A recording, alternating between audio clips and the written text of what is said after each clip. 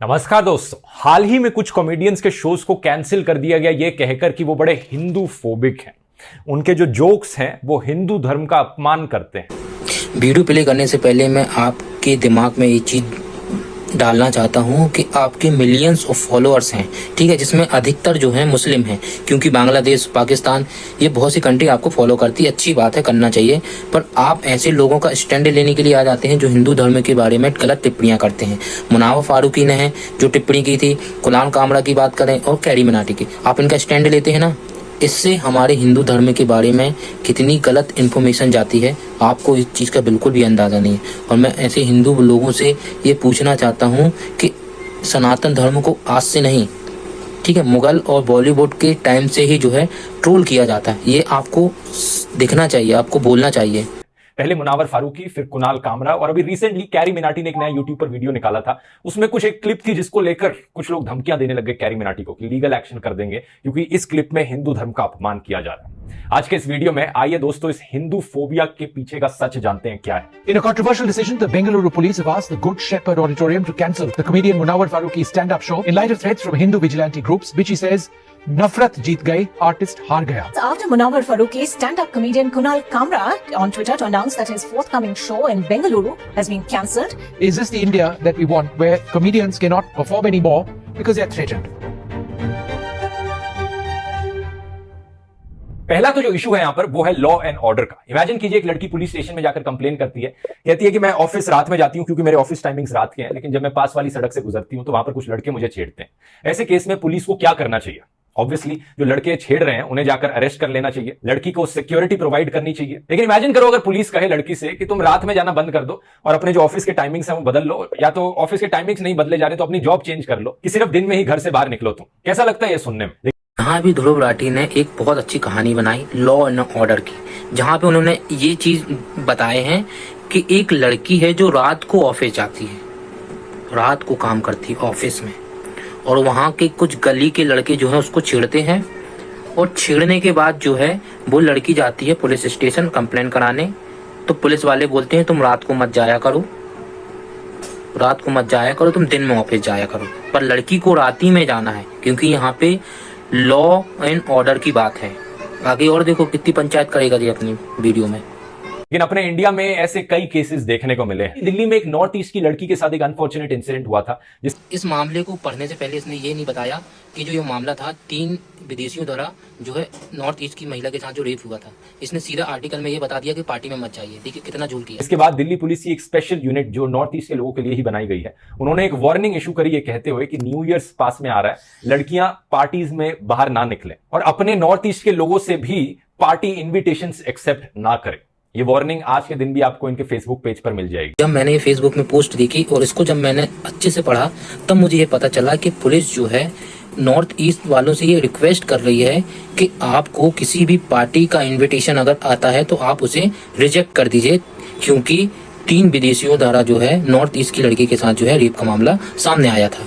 आगे आप पढ़ेंगे तो इसी में लिखा है, तो नया साल आने वाला था तो इस पोस्ट में ये लिखा है क्योंकि नया साल आ रहा है इसलिए हम सभी को अपने लोगों विशेषकर महिलाओं को सचेत करना चाहिए कि वे अपने उत्तर पूर्व के लोगों से पार्टी का निमंत्रण ना लें। उत्तर पूर्व नॉर्थ ईस्ट के लोगों से जो है पार्टी का निमंत्रण ना लें और ना जाएं, क्योंकि उस समय ये रेप का मामला सामने आया था। चूंकि और भी ऐसे मामले घटित ना हो इसलिए दिल्ली पुलिस नॉर्थ ईस्ट नाम से उन्होंने एक ग्रुप बनाया था ताकि ऐसी घटना दोबारा ना हो सके, पर ये तो कुछ और ही बोल रहा है।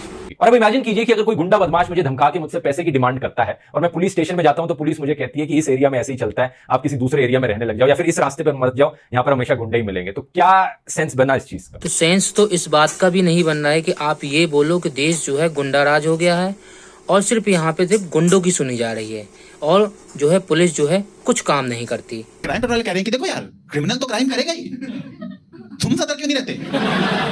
अब तुम लोग अपनी बॉडी लेके बाहर घूमोगे तो क्रिमिनल तो काट ही देगा ना, वो तो बेचारा अपना काम कर रहे हैं।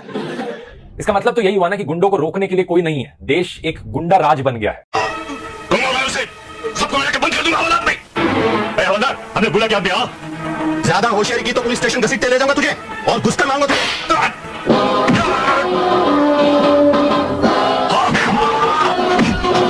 रहने दे बेटा, छोड़ दे इसे, कानून इससे निपटेगा। कानून कमजोर हो चुका है पिताजी।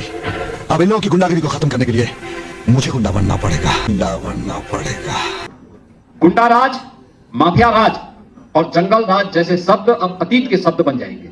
10 जुलाई 2020 को विकास दुबे एनकाउंटर में मारा गया। विकास को पुलिस उज्जैन से कानपुर ला रही थी। पुलिस के मुताबिक इसी दौरान जो है गाड़ी पलटी और विकास जो है भागने की कोशिश कर रहा था, तभी यूपी पुलिस ने जो है उसका एनकाउंटर कर दिया। तो यही हुआ ना कि गुंडों को रोकने के लिए कोई नहीं है, देश एक गुंडा राज बन गया है। 25 जुलाई 2020 को गैंगस्टर टीकू कपाला यूपी एसटीएफ के साथ जो है एनकाउंटर मारा गया।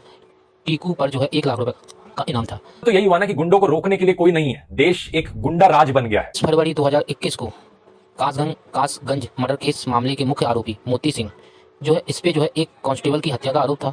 तो यही हुआ ना कि गुंडों को रोकने के लिए कोई नहीं है, देश एक गुंडा राज बन गया है।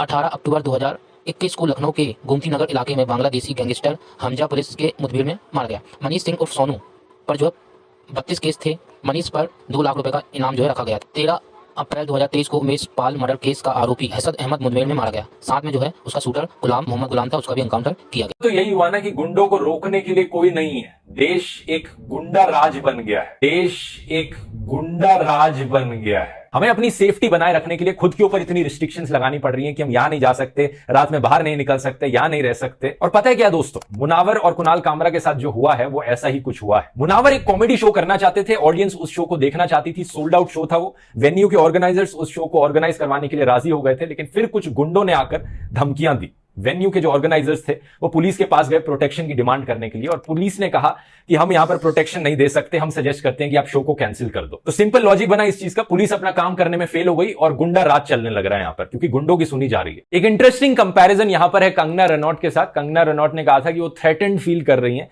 तो सरकार ने उन्हें Y+ सिक्योरिटी ऑफर कर दी, और मुनावर के केस में बेसिक से बेसिक पुलिस प्रोटेक्शन भी नहीं दी गई। अभी ये क्या कर रहा है कि कंगना रनौत का जो केस है ना, मुनावर फारूकी के केस से जो है कंपेयर कर दिया इसने ये एलिगेशन लगा दिया कि दोनों केस में कोई अंतर नहीं है, फिर भी जो है कंगना रनौत को Y+ जो है सिक्योरिटी क्यों दी गई। देखो, तो कंगना रनौत का जो केस है ना, वो मुनावर फारूकी के केस से बिल्कुल डिफरेंट है, क्योंकि जो है कंगना रनौत ने जो है सुशांत सिंह राजपूत की मौत पे बहुत सारे ऐसे एलिगेशन लगाए थे बॉलीवुड और महाराष्ट्र सरकार के ऊपर, तो तब उनको जो Y+ जो है सिक्योरिटी दी गई। और किस रीजन से दी गई वो आप जो है न्यूज वगैरह में, आप आर्टिकल वगैरह में सर्च करके देख सकते हैं। इसने फिर भी इसको जो है कंपेयर कर दिया मुनावर वाले केस से। पुलिस ने कहा मुनावर एक कंट्रोवर्शियल फिगर है। अब कंगना रनौत से ज्यादा कंट्रोवर्शियल कौन है? फिर पुलिस ने कहा कि मुनावर के ऊपर कुछ केसेस चलने लग रहे हैं, इसलिए हम प्रोटेक्शन नहीं ऑफर कर सकते। लेकिन कंगना रनौत के ऊपर कितने खुद के केसेस चलने लग रहे हैं। लोकसभा में बैठे 43% एमपीज के खिलाफ क्रिमिनल चार्जेस चल रहे हैं एडीआर की रिपोर्ट के अनुसार। क्या इसका मतलब यह हुआ कि उन्हें अपने सारे पब्लिक फंक्शंस और रैलीज कैंसिल करनी पड़ेंगी? 43 का जो मतलब फिगर है, इसमें 116 जो है हमारे भाजपा के जो सांसद हैं, जिसमें से 39% जो हैं जो जीते हुए हैं, जो प्रेजेंट में जीते हैं, उनके ऊपर आपराधिक मामले जो हैं दर्ज हैं। दूसरा है कांग्रेस में टोटल जो है 29 सीटें के जो सांसद हैं, 57% जो है उनके ऊपर मामले दर्ज। आपको ये जो 2 फोटो दिख रही हैं, इसमें सबसे पहली है प्रज्ञा ठाकुर, जिनके ऊपर जो है मालेगांव विस्फोट के मामले में जो है इनके ऊपर जो है केस है। दूसरा है सबसे ज्यादा मतलब पॉइंट वाली बात, वो ये है कि केरल के डुग्गू सीट से जीतने वाले सांसद कांग्रेस के डीन कुरियाकोस के खिलाफ जो है 204 मामले दर्ज हैं। सबसे ज्यादा सोचने वाली बात यह है कि हमारे देश में ऐसे कितने ज्यादा सांसद और नेता हैं जिनके ऊपर क्रिमिनल रिकॉर्ड तो है, उसके बाद भी जो है पब्लिक जो है इनको वोट देती है, ये सांसद बन जाते हैं, ये नेता बन जाते हैं, एमपीज बन जाते हैं। ये कैसे, मतलब ये क्या हमारी जिम्मेदारी नहीं है कि हम कितना ज्यादा अपने आप को इतना नीचे गिरा चुके हैं कि हम एक क्रिमिनल को जो है सांसद MP बना देते हैं, ये बिना सोचे कि आगे चल के ये कितना हो सकता है। देखिए 2 चीज हो सकती हैं इसमें। पहला ये हो सकता है कि जो अच्छे लोग होते हैं उनके ऊपर भी क्रिमिनल रिकॉर्ड होते हैं। ऐसा नहीं है कि बुरे लोगों के ऊपर ही क्रिमिनल रिकॉर्ड होते हैं, अच्छे लोग जो काम करते हैं उनके ऊपर भी जो है क्रिमिनल रिकॉर्ड होते हैं। पर ये सोचने वाली बात है कि हम किस पक्ष को देखें, अच्छे वाले पक्ष को देखें कि बुरे वाले पक्ष को देखें।